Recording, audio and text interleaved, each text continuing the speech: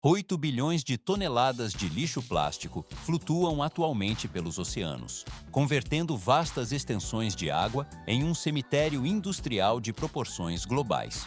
Por que esse material, projetado para ser descartável, tornou-se o maior desafio de engenharia ambiental do século? Aparentemente, a resistência do polímero é uma malha indestrutível, mas, na prática, essa durabilidade extrema é exatamente o que permite sua captura e reprocessamento em escala industrial. 20 milhões de toneladas de detritos são despejadas anualmente nos ecossistemas marinhos, sendo que 80% desse volume total é composto estritamente por polímeros sintéticos que persistem por séculos sob a água. Mas isso é apenas o começo. Pode-se notar como embarcações especializadas, projetadas como predadores mecânicos, operam no giro do Pacífico Norte com uma precisão cirúrgica. 2 braços hidráulicos gigantescos se estendem para fora das laterais, varrendo a lâmina d'água em um padrão de leque perfeitamente calculado. O equipamento gradualmente direciona os detritos para redes de aço e transportadores de aço inoxidável que engolem desde pequenas garrafas plásticas até redes de pesca de alta densidade. Uma única operação de limpeza se estende por um período de 8 a 10 horas ininterruptas. 10 toneladas de resíduos são extraídas do oceano em cada ciclo, transformando a mistura tóxica em matéria-prima estocada. Depois fica mais complexo. Vê-se como a estratégia de contenção é alterada drasticamente quando o foco se desloca para os canais e rios que alimentam o mar.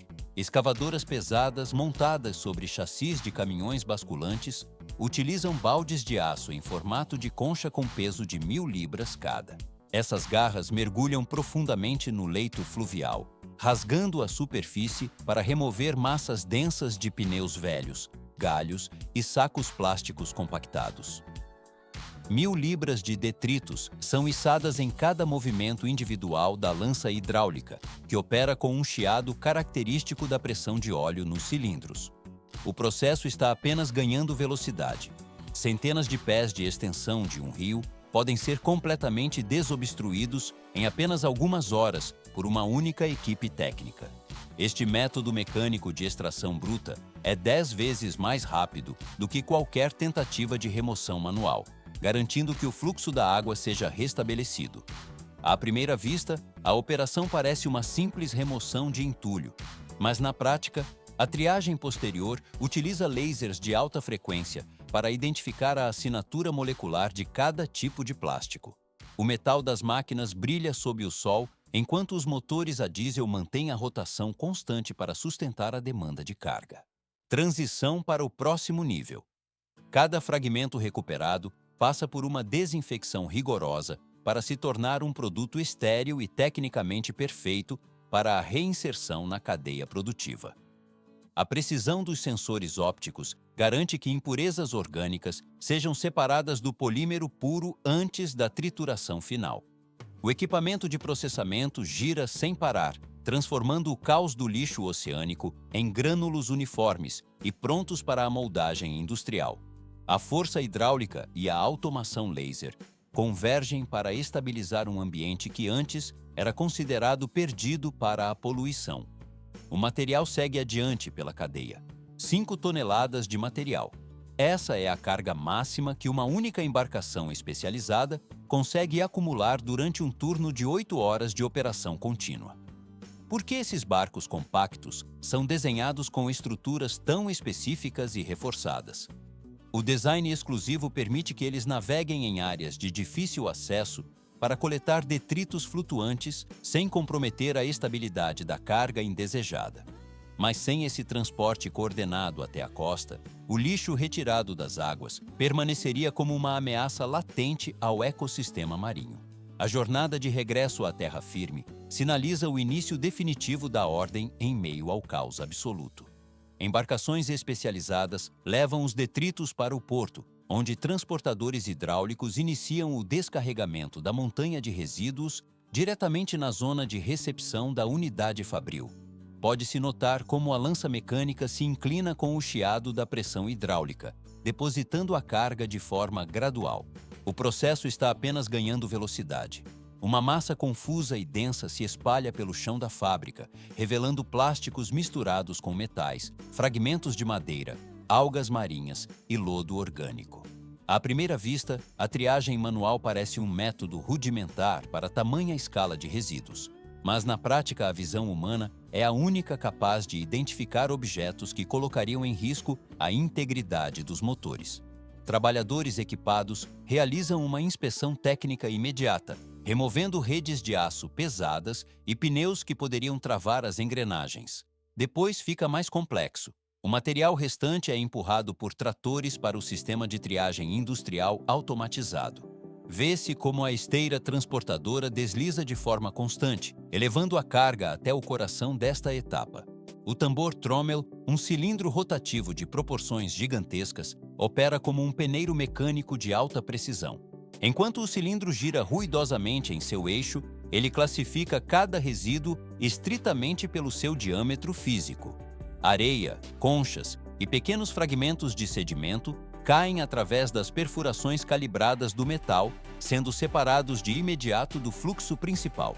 Nesta etapa não termina. Garrafas plásticas e embalagens de maior volume permanecem no interior do tambor, continuando sua trajetória linear pela linha de produção. O equipamento gradualmente direciona o fluxo residual, agora composto majoritariamente por polímeros e nylon, para uma nova correia de triagem. Trabalhadores posicionados ao longo da esteira realizam a separação fina de cada categoria de material remanescente. Porque a intervenção manual ainda é mantida mesmo em sistemas tão automatizados, a precisão humana garante que o metal e o vidro sejam completamente isolados, preparando o terreno para a fase crítica de processamento químico e mecânico. Tudo só se complica, pois o plástico deve ser purificado para perder sua condição de resíduo. O polímero é separado de forma definitiva para entrar em um processo de purificação radical e técnica. Pode-se notar como os separadores magnéticos removem qualquer rastro metálico antes que o material siga para a moagem. Este recurso vital está sendo preparado para sua transformação final, onde deixará de ser um detrito descartado para se tornar uma matéria-prima industrial essencial. O material deixa esta zona de processamento, passando para um estágio tranquilo de armazenamento temporário, 160 a 180 graus Fahrenheit. Esta é a temperatura exata que a solução atinge para garantir a pureza absoluta do material recuperado. Por que a lavagem convencional não é suficiente para o plástico retirado dos oceanos? Aparentemente, a água corrente poderia remover a sujeira visível da superfície dos fragmentos. Mas meses ou anos de exposição ao ambiente marinho depositam camadas microscópicas de sal, óleos e colônias bacterianas que exigem uma intervenção térmica e química profunda para serem neutralizadas. O equipamento gradualmente processa os detritos em tanques de lavagem mecânica equipados com eixos rotativos de alta potência. Pode-se notar como esses eixos giram de forma contínua, gerando um fluxo turbulento e violento que arremessa os fragmentos uns contra os outros. Essa ação mecânica agressiva raspa a sujidade incrustada na superfície plástica através do atrito constante entre as partículas. Mas isso é apenas o começo.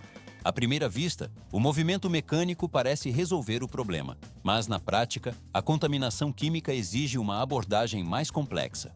O processo está apenas ganhando velocidade com a introdução de agentes de limpeza específicos na mistura aquecida.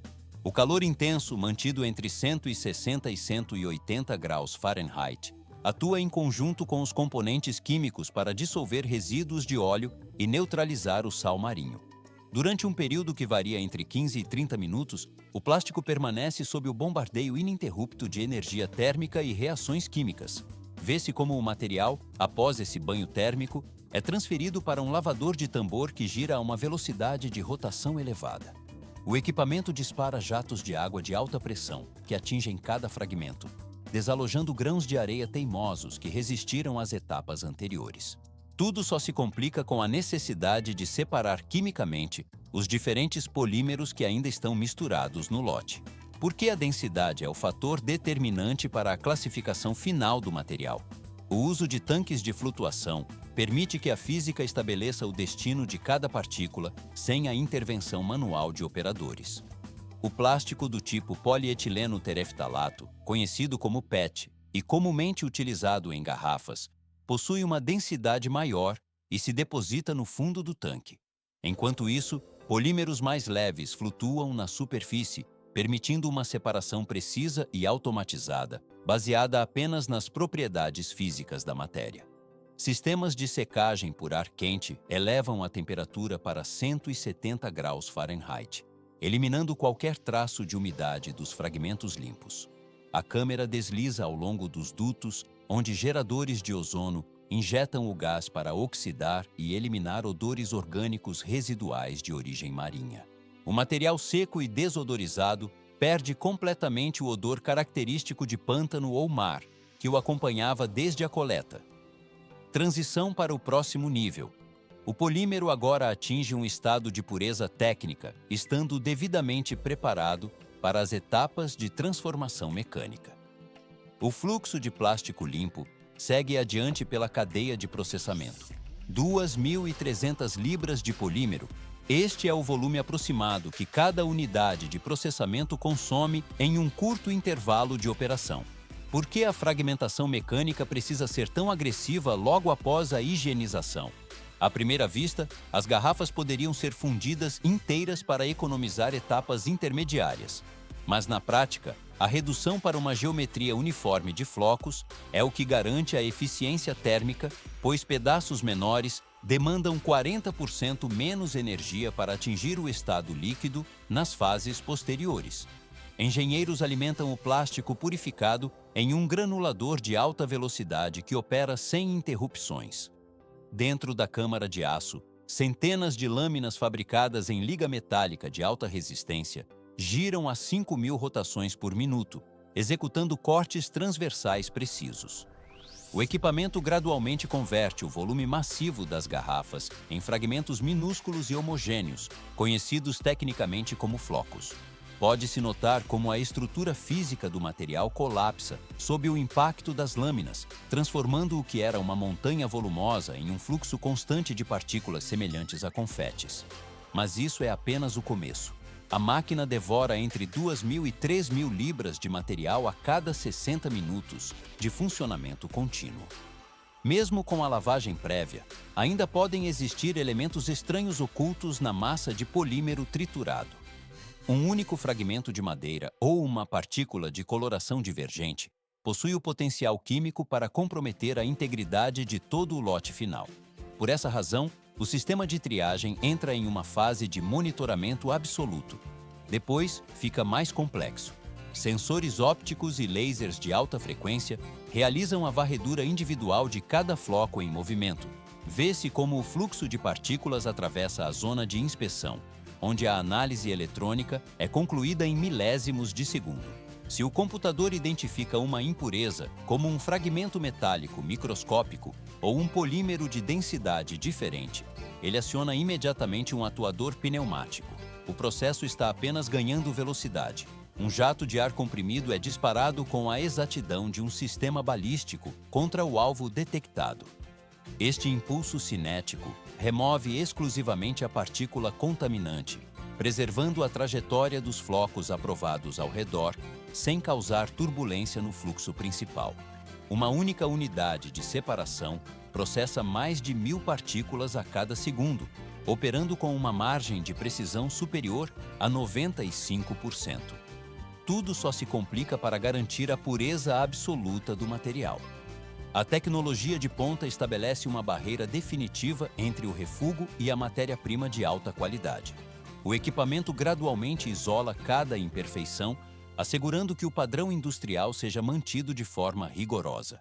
Os flocos de plástico selecionados, agora com pureza certificada e dimensões controladas, seguem para a zona de extrusão. O material deixa o sistema de inspeção, passando para um estágio tranquilo de transição térmica. 520 graus Fahrenheit é a temperatura exata onde ocorre a mudança crítica de estado da matéria. Por que submeter o polímero a um calor tão extremo nesta fase inicial? Aparentemente, o aquecimento poderia ser mais brando para economizar energia. Mas apenas sob este nível térmico, o plástico sólido perde totalmente sua resistência estrutural e se liquefaz de forma homogênea. O material é despejado em uma unidade de extrusão massiva, onde se converte em uma pasta viscosa e brilhante que flui de maneira contínua. Um parafuso rotativo gigante exerce uma pressão constante, empurrando essa lava plástica para a frente através de componentes internos pesados.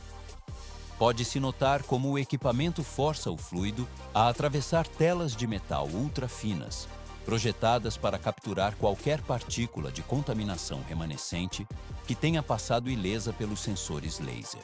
O plástico purificado segue então para um sistema de corte subaquático, onde lâminas de alta velocidade dividem o fluxo em milhões de pequenos grânulos chamados pellets. Mas isso é apenas o começo. Estes grânulos funcionam como a semente técnica para a nova vida do material reciclado. À primeira vista, o processo de granulação parece ser a entrega do produto final, mas na prática, ainda não temos uma geometria funcional de recipiente. O processo está apenas ganhando velocidade. Os pellets são transportados para uma nova seção, onde são reaquecidos a 480 graus Fahrenheit e injetados com força em moldes de aço maciços. O resultado dessa injeção não gera uma garrafa volumosa, mas sim uma pré-forma cilíndrica. Vê-se como surge um pequeno tubo de paredes grossas, muito similar a um tubo de ensaio laboratorial, que já apresenta a rosca da tampa perfeitamente moldada em seu bocal superior. Esta forma compacta e densa é considerada uma solução de engenharia genial para a logística industrial. Depois fica mais complexo. Por que manter o plástico em um formato tão reduzido antes da expansão final?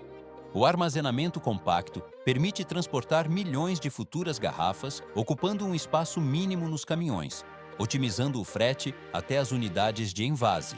Estas pré-formas possuem uma estrutura robusta, calculada para suportar as tensões mecânicas da próxima e última etapa da metamorfose física. Transição para o próximo nível. Nesta fase específica, a pequena pré-forma é aquecida novamente até que as cadeias moleculares fiquem macias e flexíveis, assemelhando-se à textura da borracha quente. O equipamento gradualmente posiciona cada tubo dentro da máquina de moldagem por sopro, onde a física pneumática assume o controle total da operação. Ar comprimido de alta pressão é injetado violentamente no interior do tubo aquecido, forçando o material contra as matrizes externas. O plástico estica-se de forma instantânea, expandindo-se entre 4 a 5 vezes o seu tamanho original, enquanto se comprime contra as paredes resfriadas do molde de metal. Em meros segundos, o volume interno se estabiliza e o que era um pequeno tubo rígido transforma-se em uma garrafa de geometria perfeita. Pode-se notar como as linhas de produção modernas operam com uma cadência frenética, expelindo milhares de unidades por hora com uma taxa de defeito estatisticamente nula. A velocidade operacional não compromete a integridade técnica de cada componente fabricado. Assim que a garrafa deixa o molde metálico, ainda retendo o calor residual do processo, ela inicia um deslocamento monitorado pelos trilhos da transportadora. O material segue adiante pela cadeia de produção, mantendo sua nova forma de maneira permanente e estável. Uma câmara de arrefecimento rápido recebe o material para bloquear a sua forma definitiva através de um choque térmico controlado. Por que submeter o polímero a um resfriamento tão súbito após a moldagem? Aparentemente não é complexo apenas resfriar a peça, mas na prática, essa queda brusca de temperatura estabiliza as cadeias moleculares, impedindo deformações residuais que comprometeriam a geometria final. O processo está apenas ganhando velocidade. Vê-se como as unidades recém-formadas deslizam de forma contínua para o estágio de inspeção automatizada. Lasers e câmeras de alta resolução varrem cada milímetro da superfície da garrafa com feixes de luz infravermelha e sensores ópticos. Equipamentos de medição buscam microfissuras quase invisíveis, bolhas de ar microscópicas ou qualquer variação mínima na espessura das paredes. Pode-se notar como os sensores térmicos e ópticos detectam falhas estruturais em milissegundos.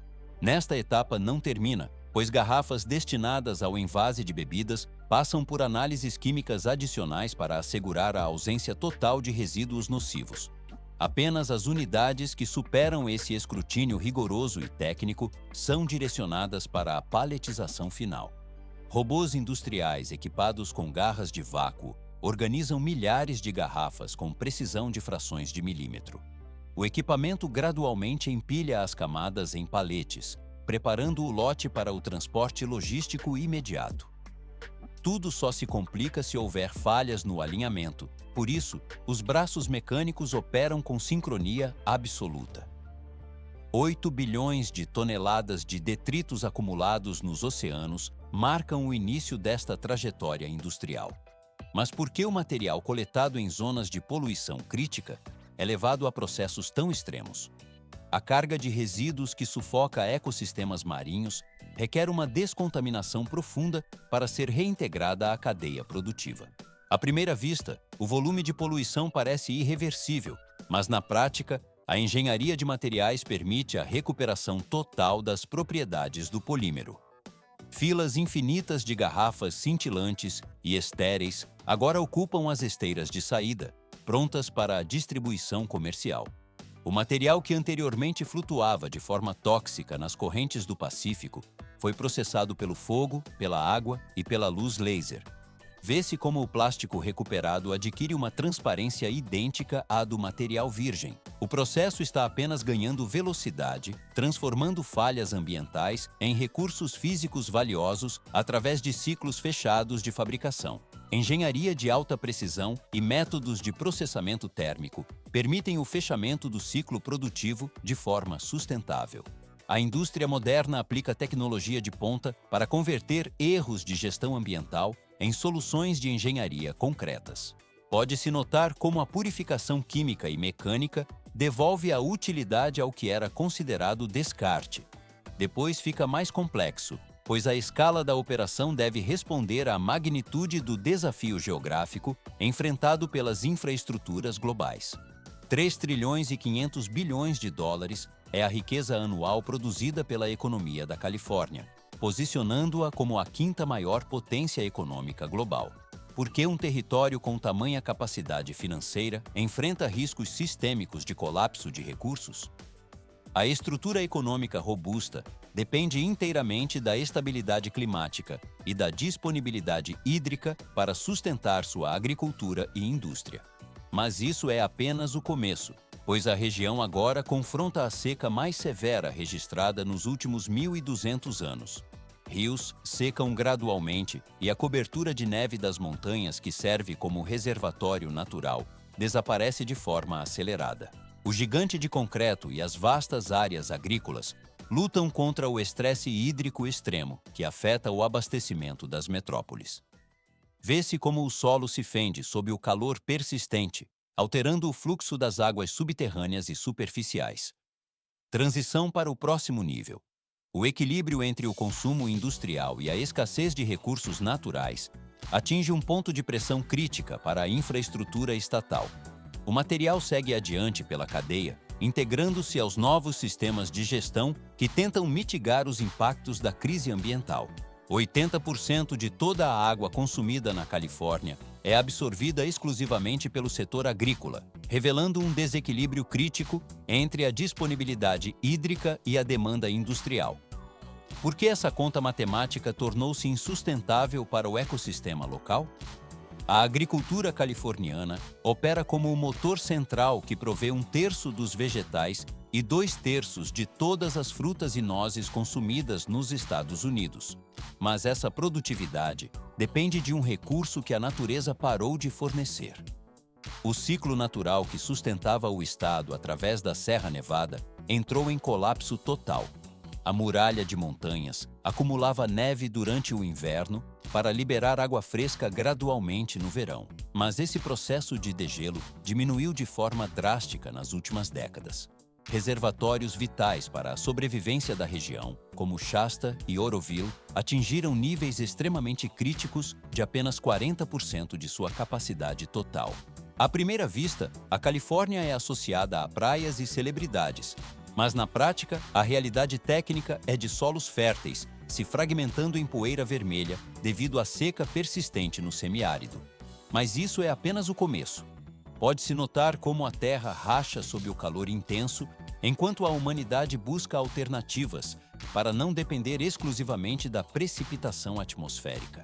A solução encontrada pela engenharia foi reverter a lógica da natureza ao converter o vasto Oceano Pacífico em uma fonte viável de água potável através de tecnologia de ponta.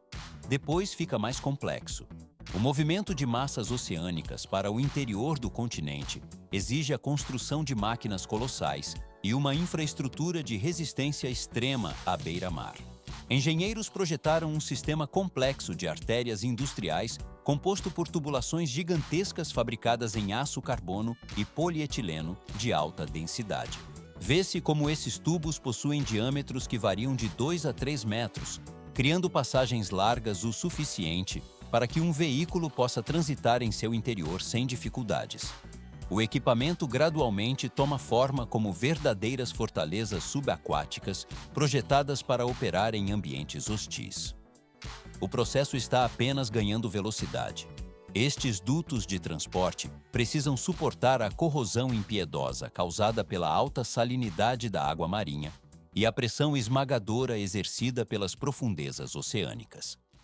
Além das tensões físicas submersas, as estruturas enfrentam a força bruta das ondas que golpeiam a costa de forma ininterrupta durante o dia e a noite. A câmera desliza ao longo das extensões metálicas que formam o esqueleto dessa rede de distribuição. Tudo só se complica. A instalação dessas imensas artérias de aço exige uma logística de precisão que se assemelha a uma operação militar coordenada. Cada segmento de tubulação é posicionado com auxílio de guindastes de alta capacidade e manipuladores hidráulicos que garantem o alinhamento milimétrico sob as águas turvas. A poeira do canteiro de obras assenta lentamente enquanto os mergulhadores técnicos e robôs submarinos fixam as conexões. Assim, o projeto avança para garantir que o fluxo de transformação do oceano se torne uma realidade física permanente. Dezenas de metros de comprimento. Essa é a extensão das seções de tubulação que guindastes pesados baixam com precisão absoluta até o leito marinho. Por que mergulhadores e máquinas operam em conjunto nas profundezas abissais? A instalação manual garante que cada peça seja conectada através de juntas de alta pressão e soldas perfeitamente seladas. Mas isso é apenas o começo. O equipamento gradualmente posiciona as estruturas de aço e âncoras que são cravadas no fundo do mar para fixar essas veias metálicas contra a força das correntes oceânicas. À primeira vista, uma tubulação de 63 centímetros parece pequena comparada aos sistemas principais, mas na prática, ela é capaz de sugar 15 milhões de litros de água por dia. Pode-se notar o movimento contínuo de mais de 10 mil litros entrando no sistema a cada minuto. Depois fica mais complexo. Bombas poderosas trabalham sem interrupção para desafiar a gravidade e transportar o fluxo do mar diretamente para a terra firme. O processo está apenas ganhando velocidade. A água bruta que entra nessas tubulações não possui a transparência do líquido final. Vê-se como uma sopa caótica composta por algas, areia, medusas, caranguejos e pequenos peixes flui para o interior do sistema. Porque a entrada direta desses elementos causaria a destruição da planta em minutos. A presença de detritos sólidos comprometeria imediatamente o funcionamento das bombas de alta precisão que operam em tolerâncias mínimas. Tudo só se complica. Centenas de metros da costa, nas bocas de entrada das tubulações, grades e telas maciças atuam como barreiras físicas intransponíveis. Elas bloqueiam a entrada de grandes detritos e da vida marinha, impedindo que qualquer objeto ou organismo maior que 4,5 milímetros acesse o maquinário. A câmera desliza ao longo dessa primeira linha de defesa, que protege simultaneamente a integridade mecânica e o ecossistema local. Mas nesta etapa não termina.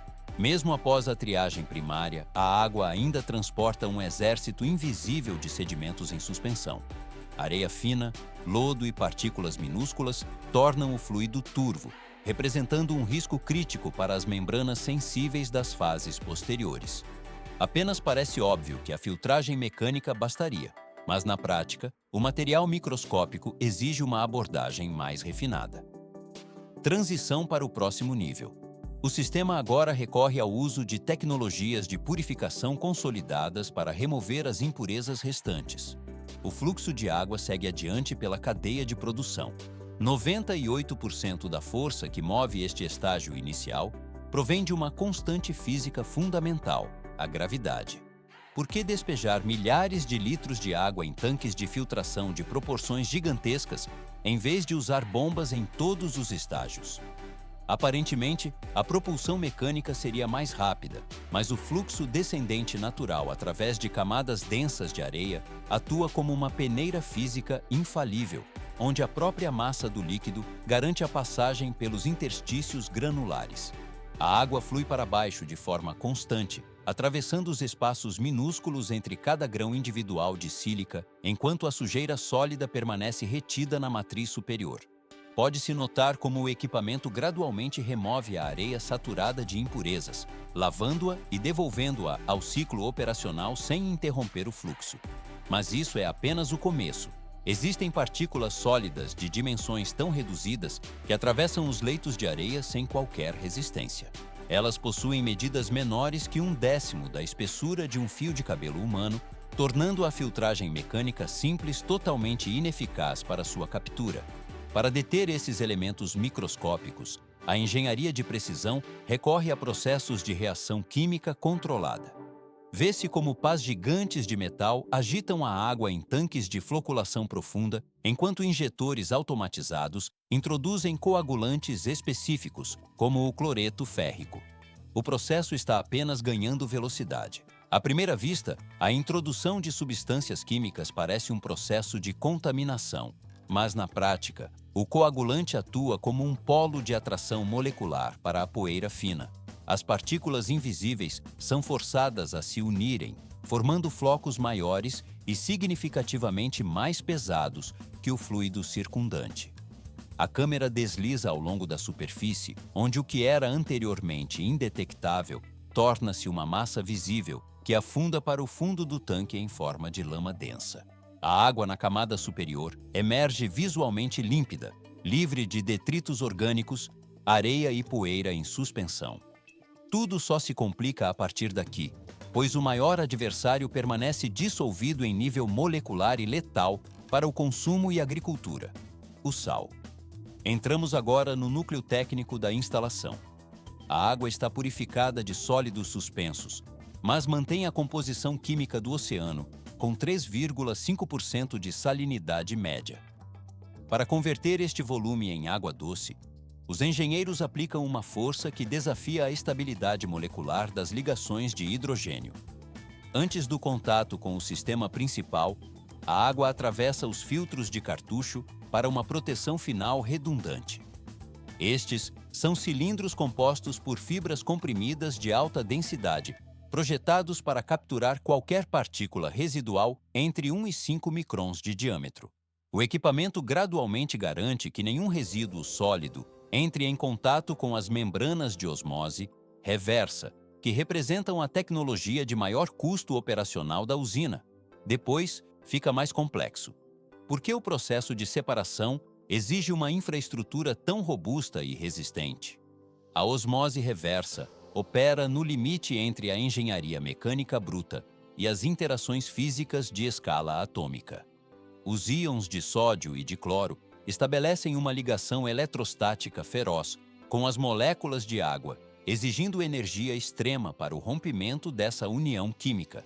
Bombas centrífugas de alta potência iniciam a rotação, emitindo um zumbido de baixa frequência que faz a estrutura de concreto do chão vibrar de forma contínua. 60 bar de pressão é a carga exata exercida pelas bombas contra as membranas semipermeáveis de polímero. Para visualizar a magnitude desse esforço físico, essa medida equivale a 60 vezes a pressão atmosférica padrão da Terra ao nível do mar. é o impacto mecânico comparável ao peso de um elefante concentrado inteiramente sobre a área de um polegar humano. Sob esta compressão esmagadora, as moléculas de água são forçadas contra a estrutura da membrana, cujos poros possuem dimensões tão reduzidas que permitem apenas a passagem das estruturas moleculares mais básicas. O fluxo purificado atravessa a barreira enquanto o rejeito salino é bloqueado, concluindo a transição para a fase final de coleta. Milhões de moléculas de água pura atravessam as camadas microscópicas, enquanto o sal, por ser maior e possuir carga elétrica, acaba barrado e repelido instantaneamente. Porque esse mecanismo funciona como uma peneira molecular de alta precisão. À primeira vista, o processo parece simples, mas na prática, a separação exige uma pressão hidrostática imensa para vencer a natureza química da mistura. De um lado da estrutura, observa-se uma salmoura densa e concentrada, enquanto do outro surgem gotas de água doce, desatadas de forma forçada de seus companheiros salinos. Para os rigorosos padrões de qualidade estabelecidos na Califórnia, atingir o estado de quase puro ainda não é considerado o suficiente. O processo está apenas ganhando velocidade. A água é direcionada para um segundo estágio completo de osmose reversa, utilizando desta vez membranas com poros ainda mais apertados para a remoção de elementos químicos teimosos, como o boro e os íons remanescentes. Pode-se notar como o equipamento gradualmente isola cada partícula estranha, até que o resultado seja um líquido de pureza técnica absoluta. O permeado final apresenta uma condutividade elétrica próxima de zero, indicando a ausência quase total de minerais. Transformou-se o caos molecular do oceano em uma ordem líquida perfeitamente controlada. Mas isso é apenas o começo. Embora existam agora milhões de litros de água doce disponível, o recurso permanece localizado no ponto geográfico errado para o consumo em larga escala. A estação de tratamento situa-se exatamente na costa, ao nível do mar, enquanto as fazendas e os centros urbanos em expansão encontram-se a centenas de quilômetros de distância no interior do estado. Cadeias de montanhas massivas protegem essas regiões, tornando o desafio atual estritamente geográfico em vez de químico. Temos que mover o equivalente a um rio inteiro através de terrenos áridos e elevações desafiadoras. Felizmente, a região abriga uma das maiores façanhas de infraestrutura já executadas pela engenharia humana, conhecida como o Projeto Hidroviário do Estado. Vê-se como o Aqueduto da Califórnia, um rio artificial construído em concreto, estende-se por quase 700 quilômetros de comprimento total. A estrutura corta o deserto como uma cicatriz azul contínua, transportando o degelo das montanhas do norte para suprir o sul árido. Depois fica mais complexo. Conectar a água dessalinizada a essa rede vascular existente exige superar um obstáculo titânico conhecido como as Montanhas Tehachapi. Como a água não sobe inclinações elevadas sem auxílio externo, os engenheiros projetaram a estação de bombeamento Edmonston, a instalação mais potente de sua categoria em todo o planeta. Motores elétricos de proporções gigantescas, cada um possuindo o volume equivalente ao de uma residência, operam para deslocar milhares de toneladas de fluido. O equipamento gradualmente eleva a coluna de água a mais de 600 metros de altura vertical em um único e constante impulso de pressão. Bombear um rio inteiro para o topo de um arranha-céu de 150 andares é a escala técnica dessa operação. O consumo de energia elétrica atinge níveis alucinantes, gerando custos operacionais de bilhões de dólares anualmente. Mas esse é o preço calculado para garantir a sobrevivência e a estabilidade econômica de toda a região. A mistura final de neve derretida e oceano processado flui por gravidade em direção ao Vale Central. Pode-se notar como o metal das comportas libera o fluxo que transforma o solo seco em pomares de amêndoas e vastos campos de alface. Tudo só se complica quando os custos logísticos são colocados em pauta. Bombear água do mar por cima de montanhas exige um investimento financeiro e energético permanentemente elevado. Por que não buscar uma fonte de abastecimento que esteja situada mais próxima dos centros de demanda, possivelmente sob os nossos próprios pés? Na estratégia contra a escassez hídrica, o governo local decidiu que não existe desperdício real, apenas recursos que foram mal aproveitados ao longo do tempo. O processo está agora fazendo a transição para o próximo nível de reaproveitamento técnico. Entramos agora no mundo do processamento de águas residuais e ciclos fechados de suprimento. Bilhões de micro-organismos. Essa é a força de trabalho invisível que opera no coração do processamento de águas residuais urbanas. Por que transformar o esgoto doméstico e industrial em água potável é considerado a fronteira final da eficiência tecnológica? À primeira vista, a ideia de reutilizar o que flui pelos ralos da cidade parece impraticável devido à carga tóxica e orgânica presente. No entanto, através de uma sequência rigorosa de filtragem física, biológica e molecular, a engenharia moderna converte esse fluxo em um recurso mais puro do que fontes naturais. A extração desse recurso começa nos túneis subterrâneos da metrópole, onde cada descarga residencial e descarte industrial alimenta um sistema complexo de coleta. Quando o fluxo atinge a unidade de tratamento, o cenário é de uma massa densa composta por detritos de papel, plásticos, galhos, areia e sedimentos de lodo. Pode-se notar como grades de aço inoxidável de alta resistência interceptam os resíduos sólidos mais volumosos, operando como dentes metálicos que filtram mecanicamente trapos e polímeros. Mas isso é apenas o começo. O líquido segue para tanques de sedimentação primária, onde a velocidade do fluxo é reduzida drasticamente para permitir a ação da gravidade. O lodo pesado, constituído por matéria orgânica e resíduos de celulose, afunda para a base do tanque, enquanto substâncias lipídicas e gorduras flutuam na superfície para serem removidas por raspadores mecânicos. Embora o sólido tenha sido extraído, a água permanece escura e carregada de componentes dissolvidos que exigem uma intervenção biológica profunda. Depois fica mais complexo. Injeta-se oxigênio de forma contínua e furiosa nos tanques de aeração, transformando o ambiente em um sistema de oxigenação acelerada. Vê-se como a turbulência constante desperta bilhões de micro-organismos especializados que passam a digerir a carga orgânica microscópica. Esses agentes biológicos realizam uma decomposição química que nenhum filtro mecânico seria capaz de replicar de forma eficiente. O processo está apenas ganhando velocidade. As membranas de microfiltração e o sistema de osmose reversa constituem a barreira tecnológica final contra contaminantes invisíveis.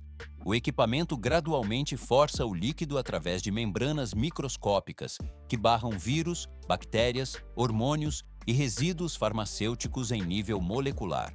Apenas a molécula de água atravessa essa barreira, resultando em um líquido que brilha ao sair dos módulos brancos, conhecido tecnicamente como água neofita. Tudo só se complica.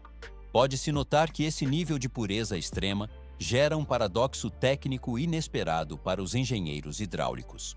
A água resultante da osmose reversa é tão desprovida de minerais que se torna quimicamente agressiva e corrosiva. Se esse fluido fosse injetado diretamente na rede de distribuição, ele reagiria com o metal das tubulações, causando a dissolução da infraestrutura urbana. À primeira vista, a pureza absoluta é o objetivo, mas na prática, ela inviabiliza o transporte seguro do líquido. A ausência de minerais também remove o sabor característico que os seres humanos associam à água de qualidade superior.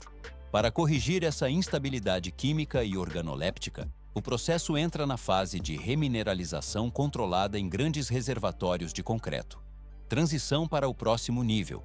Dosam-se quantidades exatas de minerais como cálcio e magnésio, enquanto o potencial hidrogeniônico é ajustado para garantir a neutralidade. O material atinge a prontidão para o consumo humano, encerrando o ciclo técnico de purificação. 560 toneladas de aço e concreto compõem a estrutura terminal dessa infraestrutura. Agora, a substância apresenta um equilíbrio químico perfeito e absoluto. Por que elevar o custo de produção de 2 a 4 vezes em relação aos métodos de extração tradicionais? Aparentemente não é complexo manter os reservatórios antigos, mas na prática, essa água renascida funciona como um seguro técnico contra o colapso climático. Enquanto as fontes naturais permanecem estritamente dependentes da precipitação atmosférica, esta unidade industrial opera baseada exclusivamente em vetores de energia e engenharia. Mas isso é apenas o começo. O fluxo hídrico é direcionado para tanques de armazenamento de grande porte e injetado diretamente na malha de distribuição municipal. Pode-se notar como o equipamento gradualmente substitui o ciclo hidrológico natural por um processo controlado. A câmera desliza ao longo das extensões verdes do Vale Central, onde a produção agrícola se desenvolve de forma contínua, ignorando a aridez do solo circundante. Vê-se como um recipiente de vidro recebe o líquido cristalino, que reflete a iluminação do ambiente industrial. Depois fica mais complexo. A trajetória física dessa matéria-prima incluiu estágios como massas de água salina costeira e efluentes subterrâneos. Cada molécula foi submetida a 60 bares de pressão hidráulica constante e forçada a atravessar membranas de filtração com porosidade microscópica. O processo está apenas ganhando velocidade. Bombas de alta potência elevaram o volume sobre barreiras montanhosas antes da reconstrução química final em ambiente laboratorial. A implementação tecnológica na Califórnia estabelece que a engenhosidade humana assume a operação quando os sistemas naturais cessam sua função. No contexto do século XXI, o fornecimento hídrico transita de um fenômeno meteorológico para um produto de alta complexidade industrial. O ciclo foi encerrado através da construção de um sistema fechado e artificial. Enquanto a disponibilidade de suprimento energético e componentes de aço for mantido, a região preservará sua segurança hídrica. Nesta etapa, não termina. A gestão da água entra em uma nova era, definida por mecanismos de precisão em vez de formações de nuvens. 625 metros de altura separam o tabuleiro da Ponte Royang do solo abaixo. Imagine a condução de um veículo por uma via suspensa que atinge quase o dobro da altitude da Torre Eiffel.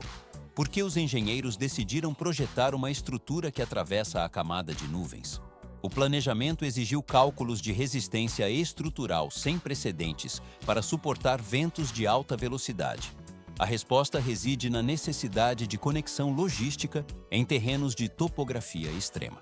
Mas a loucura não para na altitude. No topo de uma das torres de sustentação vertical, uma estrutura de vidro paira sobre o vão livre, servindo como ponto de observação técnica. Vê-se como o concreto e os cabos de tração desafiam a aceleração da gravidade nesta fronteira da construção civil.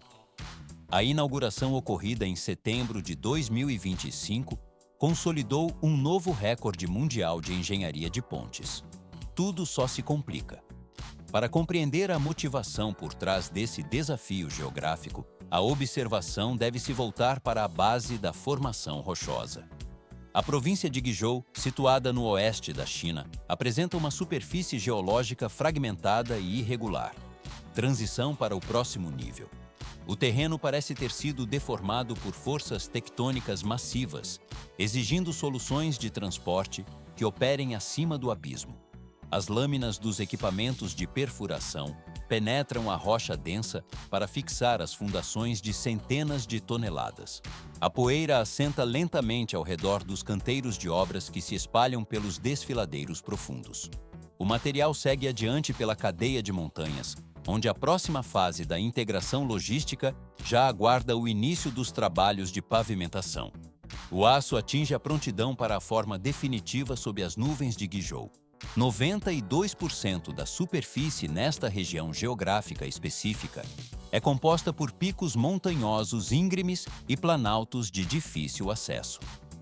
8 rios de grande escala cortam o relevo de forma agressiva, esculpindo vales de profundidade extrema que mantiveram milhões de habitantes em isolamento geográfico por séculos. Por que a construção de infraestrutura nesta área é considerada um desafio de engenharia sem precedentes? Aparentemente, a topografia acidentada torna o transporte uma operação de logística complexa contra as forças naturais, exigindo soluções que desafiam os limites da física. A missão técnica estabelecida focava na implementação da via expressa Liuji-Anlong, uma rota fundamental para a integração de comunidades isoladas. Mas o desfiladeiro Huadiang, dividido pelo curso do rio Beipan, apresentava-se como uma barreira física monumental. Mas isso é apenas o começo. Vê-se como os engenheiros enfrentaram um impasse técnico severo ao analisar as rotas disponíveis para o projeto. A primeira alternativa consistia em traçar a rodovia por uma inclinação mais gradual, o que obrigaria a instalação da estrutura de suporte em uma altitude próxima ao cume da montanha, onde as correntes de ar atingem velocidades críticas para a estabilidade. Pode-se notar que a segunda opção envolvia o posicionamento da ponte em uma cota inferior, o que, teoricamente, reduziria a exposição aos ventos. À primeira vista, essa descida parece ser a solução mais segura para a integridade da obra, mas, na prática, essa escolha forçaria o traçado da estrada por encostas de solo instável e exigiria a escavação de túneis de extensão elevada. O processo está apenas ganhando velocidade. A instabilidade geológica das encostas elevaria exponencialmente a probabilidade de deslizamentos de terra e sinistros estruturais durante a operação da via. Diante desse cenário de alto risco técnico, a decisão final foi elevar a superestrutura para uma altitude de 2.050 pés, o equivalente a 625 metros de altura. Entretanto, a elevação vertical representava apenas 50% da complexidade total do projeto. O desfiladeiro exibe uma geometria em formato de letra V de proporções massivas, resultando em um vão livre superior a 1.400 metros entre os paredões rochosos. Depois, fica mais complexo. Nesta escala de construção industrial, os métodos convencionais de engenharia civil perdem sua aplicabilidade prática. Uma ponte de viga rígida configurada para esta altura sofreria uma falha estrutural catastrófica devido ao seu próprio peso gravitacional. Da mesma forma, uma ponte em arco com a extensão necessária não possuiria o alcance suficiente para conectar as duas extremidades do abismo. Mesmo as estruturas estaiadas de maior porte não teriam a resistência mecânica necessária para suportar as tensões de tração em um vão desta magnitude. Tudo só se complica. Apenas uma solução técnica permanecia viável para superar o vazio do desfiladeiro. Os especialistas optaram por uma ponte pêncil de vão ultralongo, caracterizada por uma estrutura composta de aço e concreto, suspensa em grandes altitudes. À primeira vista, o conceito parece simples, baseando-se na ereção de duas torres verticais para a sustentação de dois cabos principais que suportam o tabuleiro da rodovia. Mas, na prática, ao executar uma obra com dimensões equivalentes aos edifícios mais altos do planeta em um terreno hostil, cada etapa operacional exige precisão absoluta. O equipamento gradualmente posiciona os componentes enquanto o metal se deita em camada uniforme nas bases de apoio. Transição para o próximo nível. Antes que os trabalhos pudessem avançar em direção às nuvens, era necessário garantir que a estabilidade da ponte fosse absoluta. Engenheiros realizaram testes de carga e simulações de resistência de materiais para validar cada ponto de ancoragem nos penhascos. O equipamento de monitoramento térmico e sensores de tensão foram instalados para detectar variações milimétricas na estrutura metálica. Vê-se como os guindastes de alta capacidade elevam as seções de aço sob condições climáticas variáveis. O material segue adiante pela cadeia de produção de forma controlada. 24 estacas de concreto maciço foram cravadas profundamente no ventre da terra para estabilizar a estrutura. Por que o solo exigiu uma intervenção de engenharia tão agressiva e profunda? Aparentemente não é complexo construir sobre uma montanha, mas na prática, a fundação apresentou o primeiro desafio crítico devido à composição do terreno. O solo nesta região específica não possui solidez, sendo composto por rocha desgastada, permeada por rachaduras invisíveis e fluxos de águas subterrâneas traiçoeiras que ameaçam a integridade da obra. Um erro de cálculo milimétrico nesse estágio poderia fazer com que a torre deslizasse em direção ao abismo. Mas isso é apenas o começo. A câmera desliza ao longo das estacas reforçadas com aço, projetadas especificamente para suportar a atividade de terremotos. Os engenheiros não se limitaram a realizar uma construção sobre a superfície rochosa. Eles costuraram a torre diretamente na montanha através de uma força bruta, combinada com precisão cirúrgica. Pode-se notar como o equipamento gradualmente insere o reforço metálico nas perfurações verticais. O processo está apenas ganhando velocidade. Cada ponte pêncil depende integralmente de suas âncoras para garantir a estabilidade e a longevidade da travessia. Essas estruturas funcionam de maneira similar aos músculos que sustentam a corda em um cabo de guerra de proporções titânicas. As âncoras precisam suportar de forma ininterrupta a tensão de milhares de toneladas que puxam o sistema constantemente para o centro do vale. No setor de Ganfeng, a solução técnica aplicada foi fundamentada na massa pura, através de uma âncora de gravidade. Trata-se de um bloco de concreto colossal, com o volume exato de 164 mil metros cúbicos de material. Vê-se como o volume de concreto, suficiente para preencher dezenas de piscinas olímpicas, é compactado em um único cubo inamovível fixado na encosta da montanha. À primeira vista, o método parece uniforme para ambos os lados, mas na prática, a natureza apresentou obstáculos distintos na região oposta. Em Guanling, havia uma montanha íngreme situada atrás da torre, porém, o terreno plano para a construção de um bloco gigante de concreto era inexistente. O espaço disponível para a obra era nulo. Depois fica mais complexo.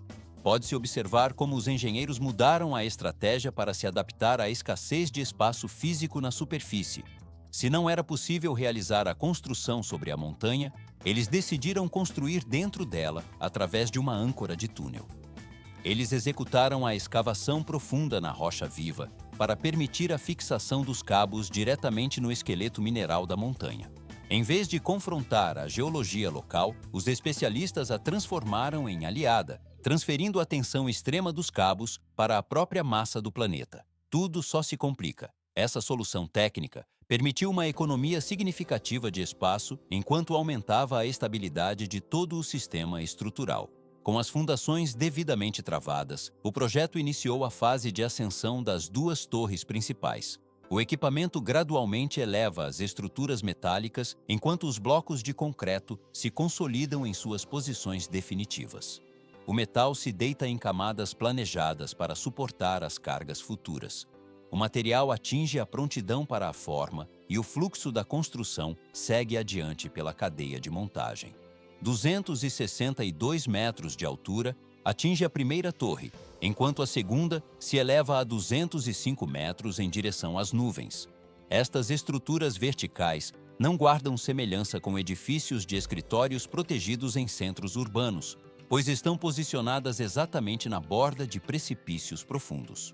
O equipamento gradualmente enfrenta ventos constantes que uivam através do corredor estreito do desfiladeiro, exercendo pressão lateral contínua sobre o concreto e o aço. Por que essas torres foram projetadas com dimensões tão monumentais e resistência extrema? À primeira vista, parecem apenas pilares estáticos, mas na prática elas funcionam como a espinha dorsal de todo o sistema estrutural. Elas suportam dois cabos principais que carregam uma massa superior a 9.000 toneladas cada um, exigindo que a estabilidade seja tratada como um fator absolutamente não negociável. O processo está apenas ganhando velocidade. Pode-se notar como a estrutura é reforçada integralmente com aço de alta resistência para absorver vibrações violentas e suportar atividades sísmicas por décadas. As torres permanecem imóveis enquanto o metal de reforço interno distribui as cargas dinâmicas geradas pelo tráfego de caminhões pesados e oscilações térmicas. Depois, fica mais complexo. Vê-se agora a necessidade de conquistar o vazio absoluto que se estende entre as duas torres gigantescas. A instalação da passarela temporária, conhecida tecnicamente como catwalk, representou o primeiro passo físico sobre o abismo, balançando a centenas de metros acima do leito do rio. Mas isso é apenas o começo. Nesta etapa, surgiu o desafio técnico de atravessar a primeira linha piloto por um vão livre de 1.400 metros de extensão. Por que métodos tradicionais como helicópteros ou barcos foram descartados pelos engenheiros responsáveis? Aparentemente não é complexo voar sobre o abismo, mas na prática, as correntes de ar imprevisíveis no desfiladeiro tornam o uso de aeronaves tripuladas extremamente perigoso. Drones de alta potência surgiram como a solução tecnológica moderna, transportando a linha piloto através do desfiladeiro com precisão milimétrica. O equipamento gradualmente guiou o fio por toda a extensão, estabelecendo a conexão inicial que as mãos humanas não poderiam realizar com tal segurança. Com a linha piloto devidamente posicionada, a estrutura da passarela suspensa tomou sua forma final sobre o vazio. O palco técnico estava montado para a fase de construção dos cabos principais, que atuam como a verdadeira linha de vida da Ponte Pêncil. Cada um desses componentes colossais é formado por dezenas de milhares de fios de aço torcidos de maneira sistemática e rigorosa. Tudo só se complica. Trabalhadores posicionados na passarela suspensa iniciaram a instalação individual de cada filamento metálico em uma operação de precisão maníaca. Cada cordão que compõe o cabo principal é formado por 91 fios de aço de alta resistência, possuindo cada um apenas 5,7 milímetros de diâmetro. Pode-se notar o movimento repetitivo das polias de tração que puxaram esses fios entre as âncoras de concreto por 217 vezes para cada segmento. A câmera desliza ao longo da passarela onde o metal se deita em camada uniforme, acumulando a força necessária para sustentar o tabuleiro. O aço de alta performance é tracionado sob tensão controlada para garantir que nenhum fio suporte mais carga que o necessário. Transição para o próximo nível.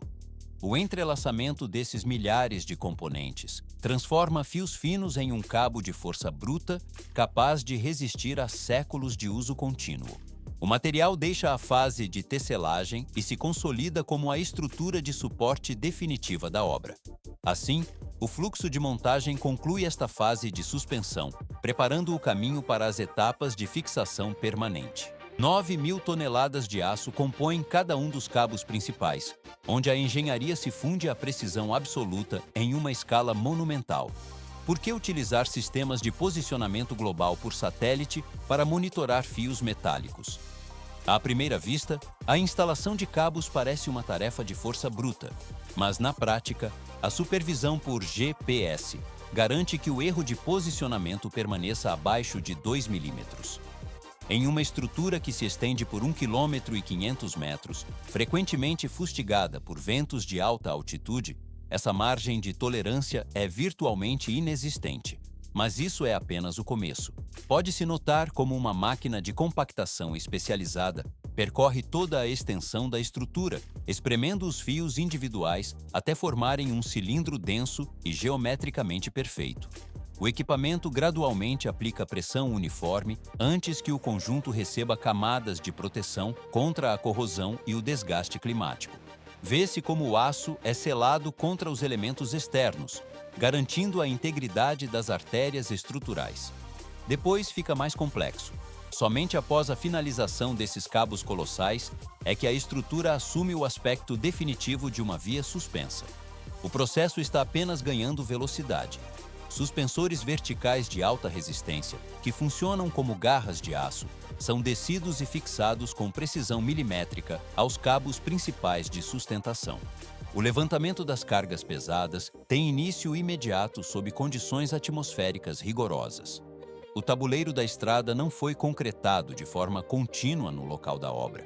Aparentemente não é complexo içar peças metálicas, mas na prática, o tabuleiro funciona como um quebra-cabeça gigante montado inteiramente no ar. 93 segmentos de aço distintos, cada um com peso de centenas de toneladas, são elevados individualmente a partir do centro do vale profundo. A câmera desliza ao longo do abismo, enquanto guindastes de alta capacidade puxam pesos colossais a mais de 600 metros de altura. Nesta etapa, não termina. A gravidade e a pressão do vento exercem forças laterais constantes que tentam rotacionar cada peça durante a subida. Os engenheiros realizam ajustes ininterruptos na tensão dos cabos para impedir que a ponte sofra inclinações indesejadas ou torções estruturais. Esse balé industrial ocorre em um ritmo lento e controlado para mitigar os riscos inerentes à operação. Tudo só se complica. 439 mil metros cúbicos de concreto foram necessários para a fundação e as torres da ponte Huadiang. Para efeito de comparação técnica, esse volume equivale a 176 piscinas olímpicas preenchidas até a borda com material de construção. Transição para o próximo nível. Em vez de descartar a rocha residual removida das escavações nas montanhas, a equipe técnica processou esse material. As rochas se partem com estalos em moinhos industriais até serem transformadas em um pó mineral verde, de alta performance técnica. Esse resíduo triturado substitui 20% do cimento em cada metro cúbico da mistura final utilizada na obra. Tal inovação permite que a resistência estrutural seja aumentada, enquanto se reduz o impacto ambiental e o custo de produção do concreto. Pode-se notar como o reaproveitamento de detritos fortalece a fundação da estrutura. A estrutura completa exibe o brilho do aço exposto ao sol e a solidez do concreto devidamente curado após o tempo de maturação química. Não há espaço para incertezas sobre a integridade física do projeto diante das cargas que virão. Em agosto de 2025, o metal e o mineral consolidam sua união definitiva no cenário montanhoso. O material atinge a prontidão para a forma, concluindo esta fase de transformação técnica. 2005 foi a data marcada para a execução do teste de carga definitivo na estrutura. Por que os engenheiros optaram por utilizar força bruta em vez de simulações computadorizadas ou sacos de areia? Aparentemente, a complexidade da obra exigia uma verificação física real e incontestável. Somente o peso real de 96 caminhões pesados, carregados até o limite máximo de suas capacidades, poderia validar a integridade do tabuleiro. 96 veículos de carga avançaram simultaneamente sobre o asfalto, totalizando 3.700 toneladas de aço e massa bruta pressionando a superfície. Pode-se notar como os pneus comprimem a camada de rolamento enquanto os motores operam em rotação constante. Mas isso é apenas o começo. 400 sensores de alta precisão, estrategicamente distribuídos por toda a extensão da ponte, capturavam cada micromovimento estrutural. O equipamento gradualmente registrava dados de deformação milimétrica, a tensão exata nos cabos de suspensão e os níveis de vibração harmônica. Se o tabuleiro sofresse uma deflexão de apenas 1 centímetro além do limite calculado, o projeto seria classificado como uma falha técnica. Mas a estrutura permaneceu estável sob a carga esmagadora. À primeira vista, o sucesso pareceu garantido pela robustez. Mas na prática, ele foi o resultado da precisão matemática aplicada anos antes, durante a fase de planejamento. A calibração dos sensores confirmou que a segurança absoluta havia sido atingida. Depois fica mais complexo. Os desafios enfrentados pelas equipes de construção nos anos anteriores foram extremos devido às condições geográficas. O desfiladeiro Huadiang funciona como um duto de ventilação natural de proporções geológicas. Vê-se como o vento corta as fendas da rocha, atingindo frequentemente o nível 14 na escala Beaufort, o que equivale à força destrutiva de um furacão. As operações de montagem sofriam interrupções obrigatórias sempre que as rajadas ultrapassavam o nível 6, visando impedir que os operários fossem arremessados ao precipício. Trabalhadores iniciavam os turnos às 6 horas da manhã e estendiam as atividades até a ausência total de luz natural. O processo está apenas ganhando velocidade. Com as próprias mãos, as equipes realizavam o alinhamento de cabos de aço que haviam sido emaranhados pela força das correntes de ar. Tratava-se de um embate físico direto contra as condições climáticas hostis do desfiladeiro. O resultado dessa operação transformou uma barreira geográfica intransponível em um trajeto retilíneo e eficiente. Antes da conclusão, a travessia exigia 3 horas de deslocamento por estradas de montanha sinuosas e perigosas. Atualmente, o tempo de viagem foi reduzido para apenas 1h30 de percurso seguro. A conexão direta com a via expressa.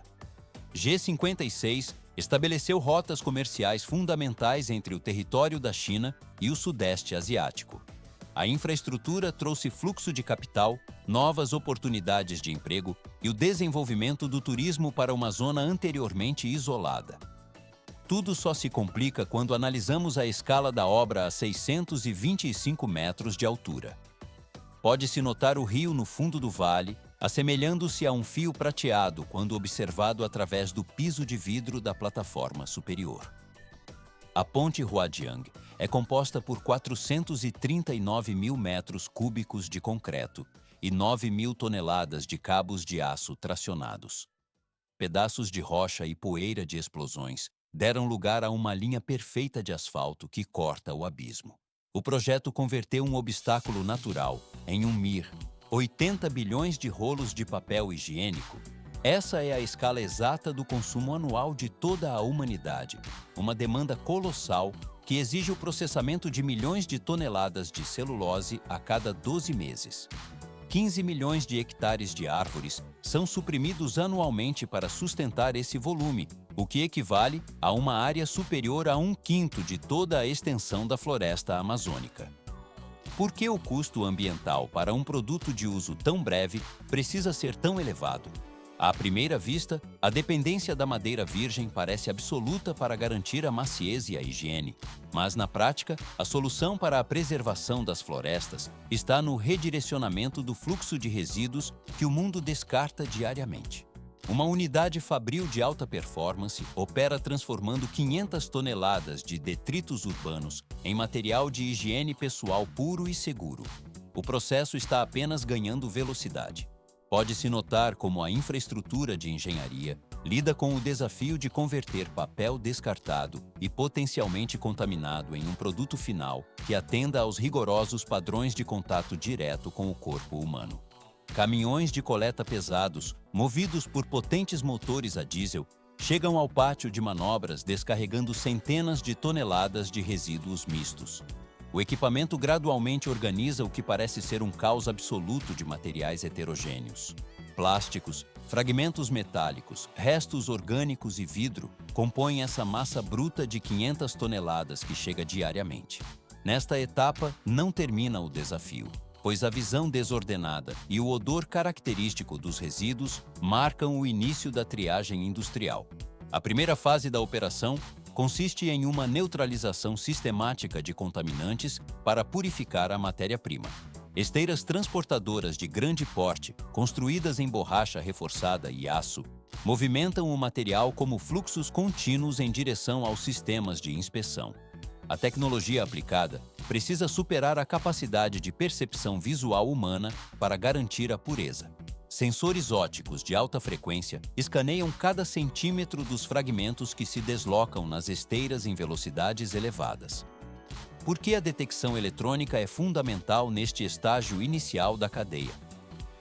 Aparentemente não é complexo separar materiais manualmente, mas o volume processado tornaria o erro humano inevitável. Sensores avançados identificam polímeros, sacolas plásticas e pedaços de nylon que seriam invisíveis em meio à massa de papel. No momento exato da detecção, jatos de ar comprimido são acionados com precisão milimétrica, disparando rajadas que ejetam os elementos indesejados para fora da linha principal. Tudo só se complica com a necessidade de integração entre a automação e o trabalho manual especializado. Vê-se como os intrusos são expulsos da produção em frações de segundo por esse mecanismo de ar sob pressão. Depois fica mais complexo. Mesmo com a precisão dos sensores, a presença humana permanece como um filtro de segurança indispensável. Operários equipados com dispositivos de proteção individual, incluindo máscaras respiratórias e luvas de borracha espessas, monitoram o fluxo para garantir que nenhum resíduo metálico ou plástico ultrapasse as barreiras iniciais. O material segue adiante pela cadeia de processamento químico e mecânico. 800 kg. Este é o peso exato de cada bloco de papel compactado que emerge das prensas hidráulicas após a triagem manual. Por que profissionais equipados com vestimentas industriais e óculos de proteção realizam uma verificação física tão exaustiva? Aparentemente, os sistemas automatizados seriam suficientes para purificar o material de descarte. mas a intervenção humana garante a remoção de resíduos minuciosos que as máquinas ignoram, assegurando que apenas a celulose de alta qualidade siga pelo fluxo produtivo. Pode-se notar como os técnicos retiram manualmente impurezas da esteira antes que o material alcance os separadores vibratórios. O processo está apenas ganhando velocidade. Estas máquinas colossais tremem com a força de um terremoto controlado, utilizando a física da gravidade e do movimento para segregar os detritos. Vê-se como os materiais pesados e indesejados caem pelos vãos das peneiras, enquanto o papel, por ser mais leve, flutua sobre a superfície vibratória para a fase seguinte. À primeira vista, o papel parece apenas uma massa desordenada, mas na prática, ele é submetido a uma pressão esmagadora. Prensas hidráulicas exercem uma força de dezenas de toneladas sobre o material limpo, transformando-o em fardos densos e quadrados que lembram tijolos gigantescos. Cada um desses blocos de 800 kg armazena um potencial industrial massivo. Depois, fica mais complexo. 10.000 rolos de papel higiênico novos podem ser fabricados a partir de um único desses fardos concentrados. O que antes ocupava espaço nas calçadas como resíduo, agora se apresenta como um cubo de matéria-prima pura, aguardando o momento de ser dissolvido e processado. O equipamento gradualmente movimenta esses blocos por meio de empilhadeiras pesadas, que os elevam até a boca de carga de um hidrapulper. Transição para o próximo nível: 2 casas de 2 andares. Essa é a escala volumétrica comparável ao tamanho do tanque, onde ocorre a mudança de estado da matéria. O compartimento é inundado com água seguindo uma proporção rigorosa de 10 partes de líquido para cada parte de papel sólido. Mas isso é apenas o começo. No fundo deste reservatório monumental, um rotor de aço gira sem parar, atingindo frequências entre 1.000 e 1.500 rotações por minuto. A energia mecânica aplicada ao fluido inicia a desintegração das fibras, preparando o material para a fase de purificação química. 35.000. Este é o número aproximado de rotações por minuto que os agitadores mecânicos podem atingir para converter a massa sólida em um vórtice de energia cinética extrema. A água é forçada a se transformar em um redemoinho de alta pressão que ataca a estrutura física do papel, desintegrando-o não apenas em fragmentos visíveis, mas reduzindo-o inteiramente a fibras microscópicas isoladas. É neste ponto exato que todo o registro residual e a sujeira do uso anterior são eliminados de forma definitiva. Por que o processo exige uma agitação tão agressiva e prolongada? À primeira vista, uma mistura simples poderia parecer suficiente para desagregar o material celulósico. Mas na prática, sem a aplicação de forças de cisalhamento violentas, as ligações entre as fibras e os contaminantes não seriam rompidas, resultando em uma polpa de baixa qualidade e cheia de impurezas. O processo está apenas ganhando velocidade. Produtos químicos formulados com precisão, incluindo agentes dispersantes de alta eficiência, são introduzidos na mistura líquida para localizar e isolar quimicamente as tintas de impressão e os resíduos de colas sintéticas. Pode-se notar como os pigmentos de tinta se desprendem das paredes celulares das fibras e flutuam em direção à superfície, enquanto outros componentes são dissolvidos quimicamente, preservando apenas a celulose em seu estado puro. Esse ciclo de agitação implacável e processamento químico estende-se por um período que varia entre 30 e 60 minutos contínuos. O resultado dessa etapa é uma pasta densa de coloração cinzenta, assemelhando-se a uma sopa espessa onde milhões de fibras permanecem suspensas em meio aquoso. Mas isso é apenas o começo.